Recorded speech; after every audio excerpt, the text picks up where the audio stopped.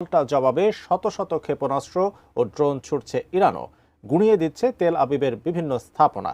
কিন্তু প্রশ্ন হচ্ছে, কিভাবে পৃথিবীর অন্যতম শক্তিশালী ইসরায়েলের আকাশ প্রতিরক্ষা ব্যবস্থা ফাঁকি দিচ্ছে ইরান, আর কিভাবে তেল আবিবকে বোকা বানাচ্ছে তেহরান? বিস্তারিত আরিফ হাসানের প্রতিবেদনে।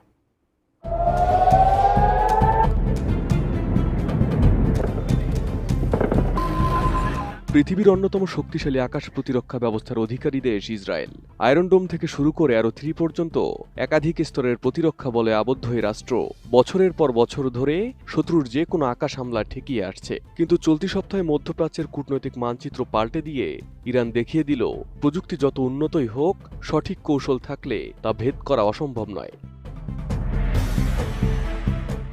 ইরান পারমাণবিক অস্ত্র তৈরির পথে এগিয়ে যাচ্ছে এমন অভিযোগে শুক্রবার ভোরে নির্বিচারে হামলা চালায় ইসরায়েল। লক্ষ্যবস্তু ছিল সামরিক ঘাঁটি, পরমাণু স্থাপনা